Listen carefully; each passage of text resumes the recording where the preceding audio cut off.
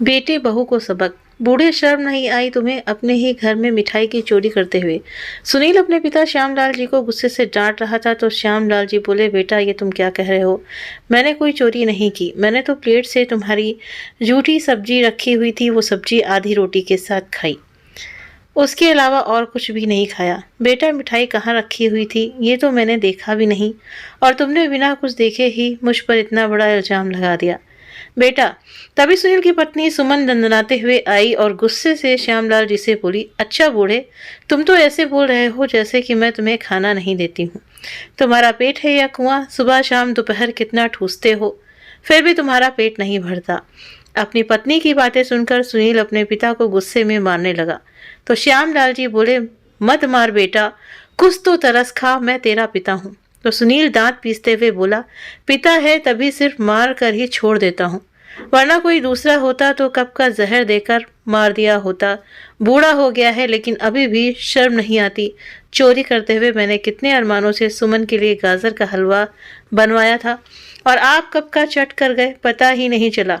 हद होती है चोरी करने की भी। इधर श्यामलाल जी अपने बेटे को अपनी सफाई देते रहे लेकिन बेटा था कि अपने पिता की बात सुनने को तैयार ही नहीं था, क्योंकि वो तो अपनी पत्नी के प्यार में अंधा जो हो गया था। उसकी पत्नी सुमन अगर दिन को रात कहती तो वो भी उसे सच मान लेता। ऐसी हालत थी सुनील की। तभी सुमन ने कहा, सुनिए जी, इस बुड्ढे को ऐसे ही मारने से कुछ फर्क नहीं पड़ने वाला, ये तो मार खाते खाते ढीठ हो गया है। इसी पता है दो चार थप्पड़ या डंडे मारोगे और छोड़ दोगे, फिर से ये वही करेगा जो इसका मन करेगा। इसलिए आप ऐसा कीजिए, इस बुड्ढे के कपड़े उतार दीजिए और सारी रात कड़ाके की ठंड में बाहर आंगन में ही पड़ा रहने दीजिए, और खाना पीना भी बंद कर देंगे, तब इसकी अकल ठिकाने आ जाएगी। तब कहीं इसको समझ में आएगा कि अपने ही घर में चोरी करने का अंजाम क्या होता है। अरे इतना सारा गाजर का हलवा एक साथ कैसे खा लिया इस बुड्ढे ने? मैं तो सोच सोच कर हैरान हूँ। बहू की बात सुनकर श्यामलाल जी लड़खड़ाती जुबान से बोले, बेटा मैं कोई हलवा नहीं खाया, मैंने तो हलवे को देखा भी नहीं कि वो कहाँ रखा हुआ था। मैंने तो बस तुम्हारी प्लेट की जूठी सब्जी के साथ उसी प्लेट में रखी आधी रोटी को खाई थी, उसके अलावा कुछ भी नहीं खाया। झूठ बोलता है बुड्ढे, एक तो चोरी और ऊपर से सीना चोरी। सुमन ने गुस्से से कहा और अपने पति से ससुर को पिटवा कर मन ही मन खुश हो रही थी, क्योंकि वो तो सारा गाजर का हलवा तो सुमन ने ही खा लिया था, लेकिन अपने ससुर को पिटवाने के लिए उन पर इल्जाम लगा दिए। सुमन की बात मानकर सुनील अपने पिता की जबरदस्ती कमीज खोलने लगा तो श्यामलाल जी गिड़गिड़ाते हुए बोले कि बेटा मेरे साथ इतनी भी ज्यादती मत करो, मैंने कुछ नहीं किया। बेटा मेरे कपड़े मत खोलो, मैं बीमार पड़ जाऊंगा, वैसे भी पहले से ही मेरी तबीयत ठीक नहीं है। तभी सुनील खिसियानी आवाज में बोला, बड़ी चिंता है खुद की, कभी अपने बेटे के बारे में सोचा है? इतनी उम्र हो गई है पर अभी भी इतना खाना खाता है और ऊपर से चोरी भी करता है। तो श्यामलाल जी बोले, नहीं बेटा, मुझे अपनी चिंता नहीं है। मैं तो हमेशा भगवान से यही प्रार्थना करता हूँ कि वो मुझे अपने पास बुला ले, लेकिन भगवान भी मेरी नहीं सुन पाता। नहीं, ये मेरे किस जन्म का पाप है जो इस जन्म में भुगत रहा हूँ। श्यामलाल जी गिड़ाते जा रहे थे पर उनके बेटे ने उनकी एक न सुनी और अपने पिता के ऊपर की कमीज उतार दी और उन्हें कड़ाके की ठंड में खुले आसमान के नीचे आंगन में बैठाकर घर का दरवाजा अंदर से बंद कर लिया। बेचारे श्यामलाल जी एक तो बुढ़ापे के कारण पहले से ही कांप रहे थे, ऊपर से कड़ाके की ठंडी हवा उनके बदन को और भी कपकपा रही थी। बेचारे कभी घर के एक कोने में जाकर बैठते तो कभी आंगन में उगे पेड़ के नीचे जाकर छुपने की कोशिश करते, लेकिन ठंड इतनी जोरी की लग रही थी कि उन्हें कहीं भी राहत नहीं मिल रही थी। वे रोते रोते दरवाजे को पीट रहे थे और बोल रहे थे, बेटा अब कभी तुमसे बिना पूछे कुछ नहीं खाऊंगा। बहू मुझे चाहो तो तुम एक सप्ताह तक भूखे रख लेना, लेकिन अभी तो अंदर आने दो बेटा, ठंड बर्दाश्त नहीं हो रही। सुनील बेटा दरवाजा खोल दो ना। बहू, ओ बहू, एक बार तो दरवाजा खोल दो, इस बूढ़े पर तो रहम करो। श्यामलाल जी चिल्लाते जा रहे थे लेकिन उनकी ये बात उनके बेटे बहू के बिल्कुल भी नहीं सुनी और श्यामलाल जी बेचारे मेन गेट खोलकर सड़क पर भागने लगे ताकि उन्हें कुछ गर्माहट महसूस हो, लेकिन बेचारा बूढ़ा शरीर कितना तेज भाग सकता था। दौड़ते दौड़ते उन्हें एक पेड़ के नीचे एक फटी हुई किसी की गंदी कमीज दिखी। उन्होंने उसे उठाया और उसे झाड़ कर उसे ही पहन लिया। वो कमीज इतनी फटी हुई थी कि वो उनके बदन को भी सही से ढक नहीं पा रही थी। श्यामलाल जी ने उस कमीज को पहनकर देखा तो उनकी आंखों से झरझर आंसू बहने लगे। वे सुस्त होकर वहीं उसी पेड़ के नीचे बैठ गए और अपने अतीत में खो गए। सुनील की माँ कमला जी कई दिनों से बीमार थी। श्यामलाल जी ने उनका इलाज तो बहुत करवाया लेकिन वे सफल नहीं हो पाए और एक दिन कमला जी उन्हें छोड़कर इस दुनिया से चल बसी। जैसे सब बच्चे अपनी माँ से जुड़े होते हैं, वैसे ही सुनील भी सबसे ज़्यादा अपनी माँ से ही जुड़ा था। माँ की मृत्यु हो जाने के बाद सुनील के आंसू रुकने का नाम ही नहीं ले रहे थे। गांव, परिवार और रिश्तेदारी के लोगों ने श्यामलाल जी को बहुत समझाया कि सुनील अभी बहुत छोटा है, उसे माँ की ज़रूरत है, इसलिए दूसरी शादी कर लो। लेकिन सौतेली माँ उनके बेटे सुनील को दुख देगी ये सोचकर श्यामलाल जी ने दूसरी शादी नहीं की और अकेले ही उसे पालने का ठान लिया और कभी किसी तीसरे को अपने बीच में आने नहीं दिया। पर आज वही उनका बेटा सुनील किसी तीसरे के लिए उन पर इतने अत्याचार करेगा, ये उन्होंने कभी सोचा नहीं था। खैर, दोनों बाप बेटे अपनी जिंदगी में खुश थे, लेकिन सुनील अब अपने पिता से खिंचा खिंचा सा रहने लगा था। अगर वे बीमार पड़ते तो वो घर में कैद सा हो जाता और ये सब सुनील को बिल्कुल भी पसंद नहीं आता। इसलिए एक दिन सुनील ने अपने पिता से कहा, पापा, अब मैं आपकी और इस घर की जिम्मेदारी अकेले नहीं उठा सकता, इसलिए मैं शादी करना चाहता हूँ और मैंने एक लड़की भी देख रखी है। तो श्यामलाल जी खुश होकर बोले, ये तो बहुत अच्छी बात है बेटा, लेकिन तुम जिस लड़के से शादी करना चाहते हो, मैं उससे एक बार मिलना चाहता हूँ, देखना चाहता हूँ कि वो लड़की हमारे घर के लायक है भी या नहीं। कितने सालों बाद इस घर में किसी औरत के कदम पड़ेंगे तो हमारा घर फिर से स्वर्ग बन जाएगा, जैसे तुम्हारी माँ के रहते था। इसलिए मैं उसे देखना चाहता हूँ कि वो संस्कारी है भी या नहीं। श्यामलाल जी ने कहा तो सुनील बोला, पापा, हम कल ही कोर्ट मैरिज कर रहे हैं, उसके बाद वो यहीं पर आएगी, फिर जितनी मर्जी बात कर लीजिएगा, अभी मेल मिलाप करवाने का समय नहीं है मेरे पास। ये कहकर सुनील वहां से चला गया और अगले ही दिन सुनील सुमन को कोर्ट मैरिज करके अपने घर ले आया। श्यामलाल जी ने वो सारी रस्में निभाई जो एक सास निभाती है, जिस पर सुमन खुश होने की बजाय व्यंग्यात्मक लहजे में बोली, वाह पापा जी, आपकी हरकतें देखकर तो लग रहा है कि मुझे यहाँ सासू माँ की कोई कमी महसूस नहीं होगी।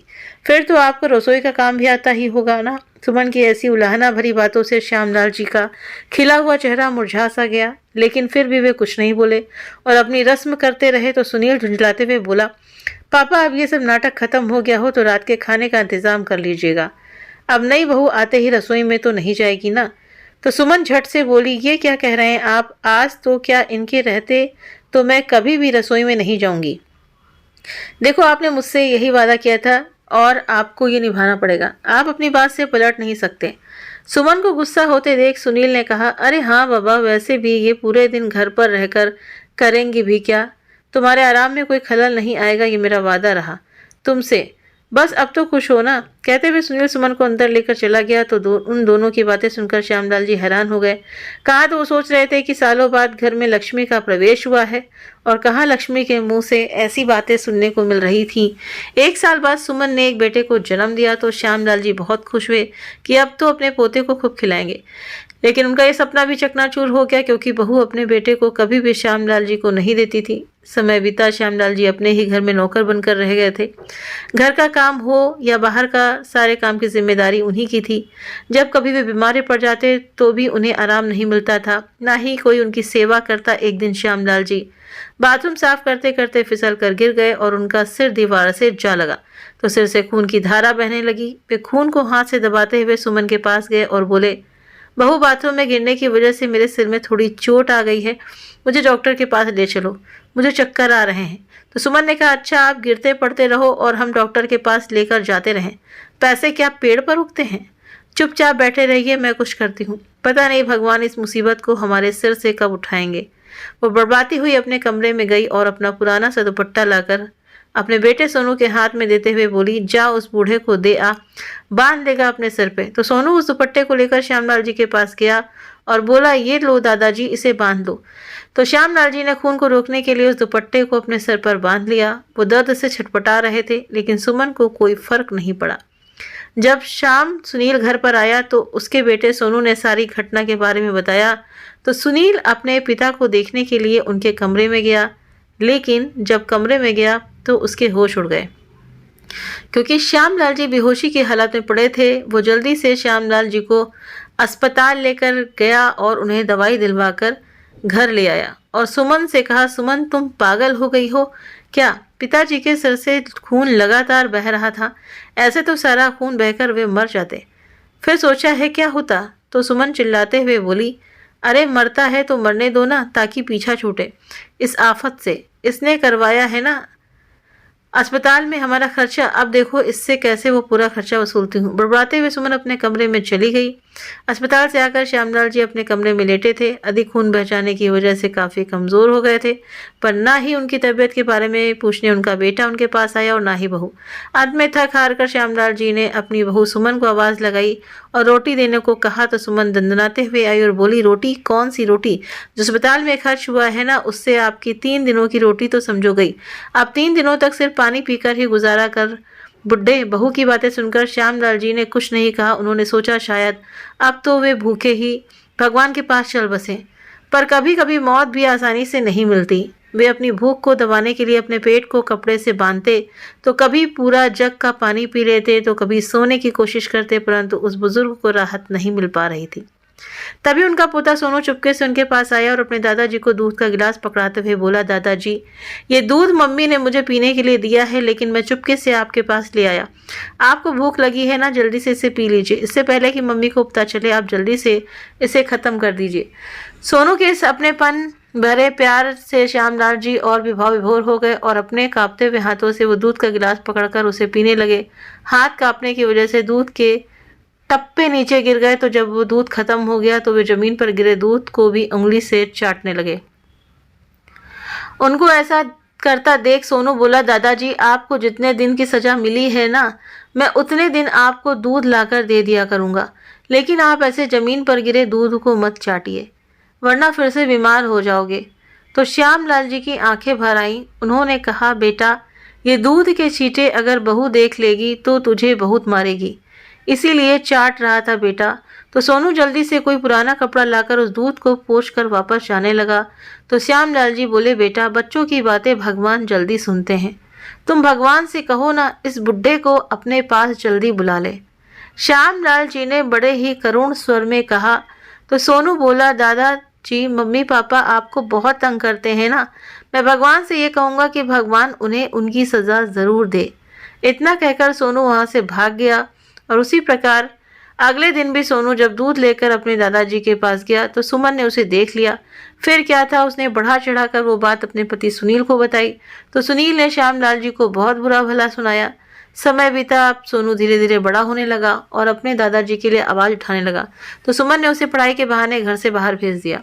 सोनू के बाहर जाते ही सुमन का वही रवैया रहा। वो आए दिन कुछ न कुछ बात को लेकर श्यामलाल जी को अपने पति से पिटवा ही देती थी।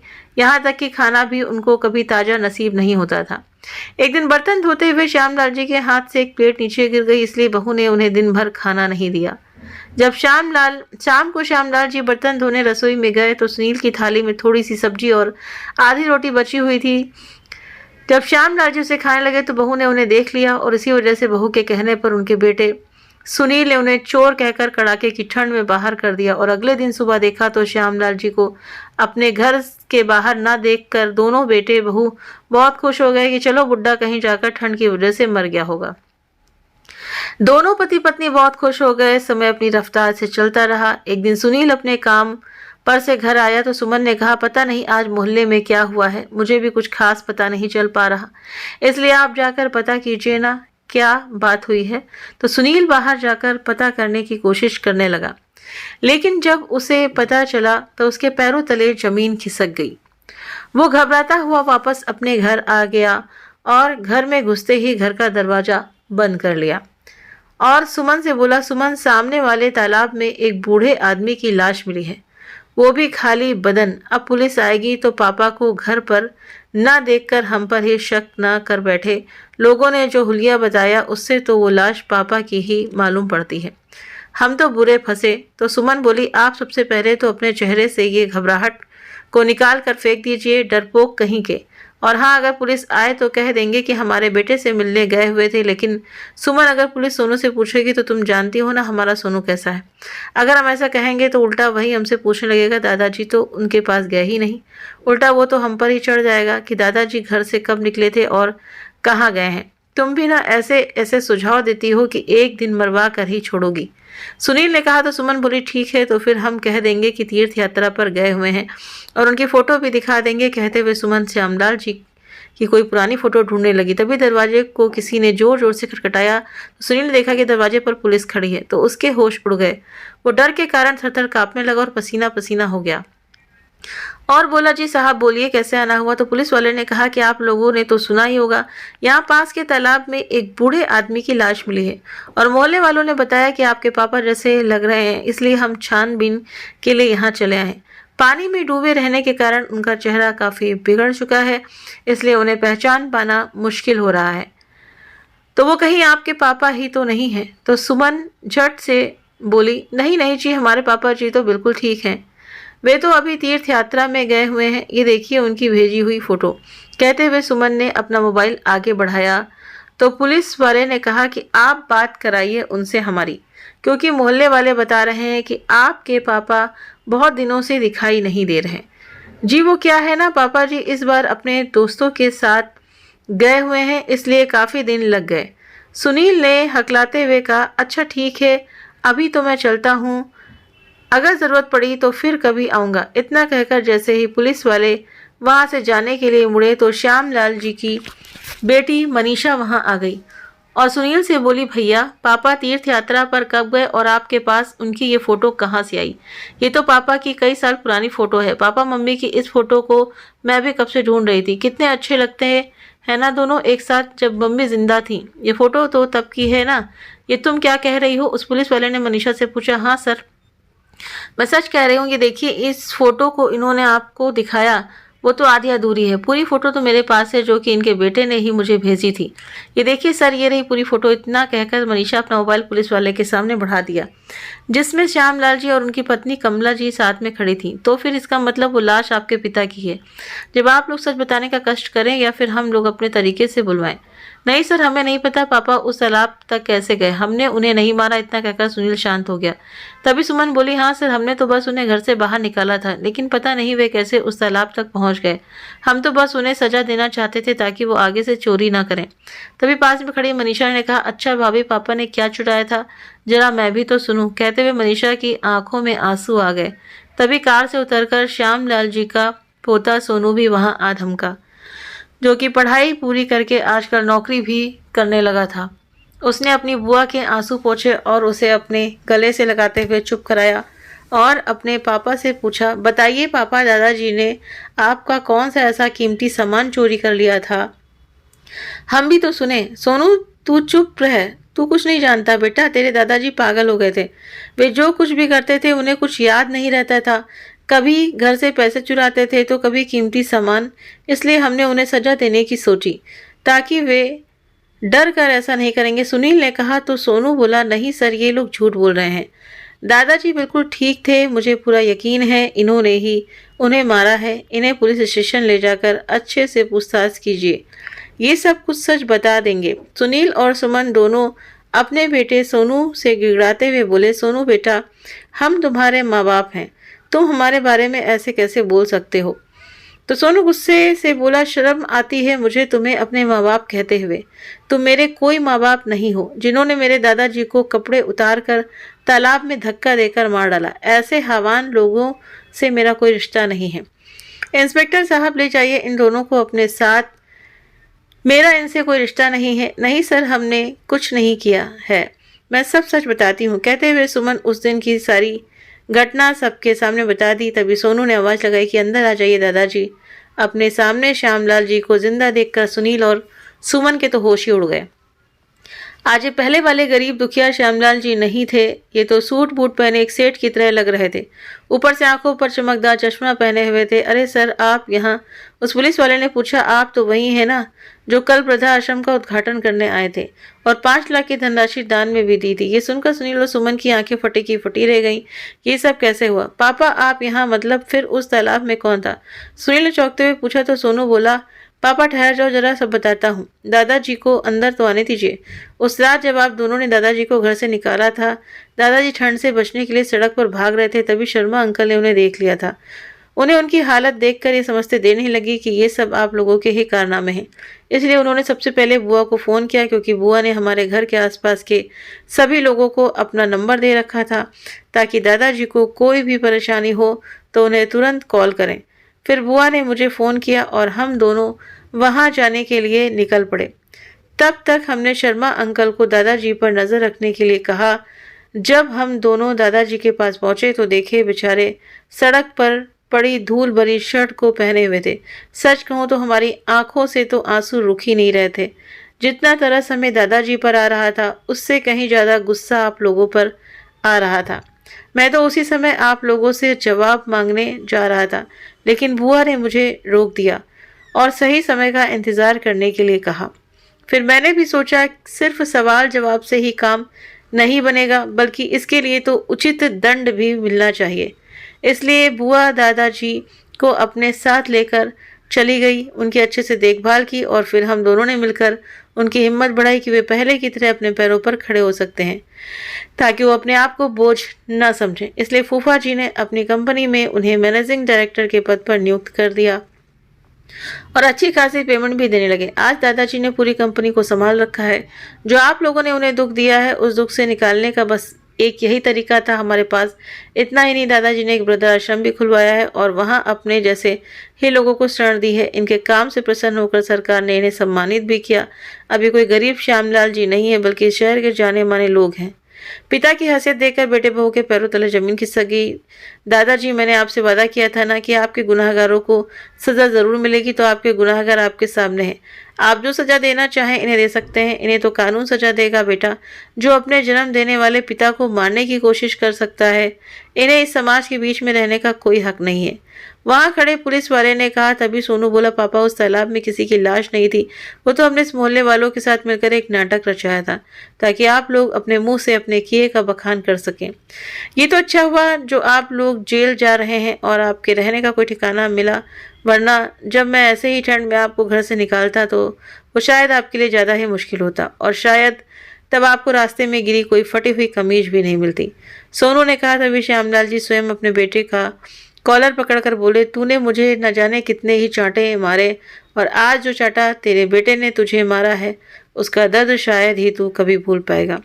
इसलिए मुझे और चांटे मारने की तुझे ज़रूरत ही नहीं है, क्योंकि तुझे वक्त ने बड़ा जोरदार चांटा मारा है। ये तमाचा तू जिंदगी भर नहीं भूल पाएगा। श्यामलाल जी के मुंह से इतना सुनते दोनों बेटे बहू पिता के पैरों में गिरकर माफ़ी मांगते रहे, गिड़गिड़ाते रहे, लेकिन श्यामलाल जी ने उन्हें माफ़ नहीं किया और पुलिस के हवाले कर दिया। सोनू ने अपने माँ बाप के खिलाफ गवाही दी और अपने दादाजी को लेकर वापस अपने घर आ गया और खुशी खुशी उनके साथ जीवन व्यतीत करने लगा। तो हमें अपने माँ बाप का सम्मान करना चाहिए और ये कभी नहीं भूलना चाहिए कि वो हमारे माँ बाप हैं। हमको इस दुनिया में लाने वाले, इस धरती पर जन्म देने वाले वही हैं। तो इसीलिए अपने माँ बाप का सम्मान ज़रूर से ज़रूर करना चाहिए और किसी के कहने पर और किसी की कही हुई बातों पर हमें नहीं सुनना चाहिए। चाहे जैसी भी लड़की हो, बहू हो, या अगर आती है, अगर वो कहती है कि इस तरह से ऐसा है वैसा है, जैसे घर में हर परिवार में होता है, लेकिन बेटे को तो अपने माँ बाप की ही बात माननी चाहिए और माँ बाप का हमेशा सम्मान करना चाहिए। वो हमारे लिए कैसे भी हों, या हमें अगर उन्होंने कभी डांटा है, मारा है, तो हमारे भले के लिए उनकी डांट और मार से आज हम अच्छे मुकाम पर पहुंचे हैं। तो उम्मीद करते हैं कि आप सभी को ये कहानी पसंद आई होगी। वीडियो पसंद आया हो तो वीडियो को लाइक शेयर सब्सक्राइब करना ना भूलें। आप अपने कमेंट करके भी ज़रूर से ज़रूर बताएं। मिलते हैं आपसे नेक्स्ट वीडियो में नई कहानी के साथ में। Thank you.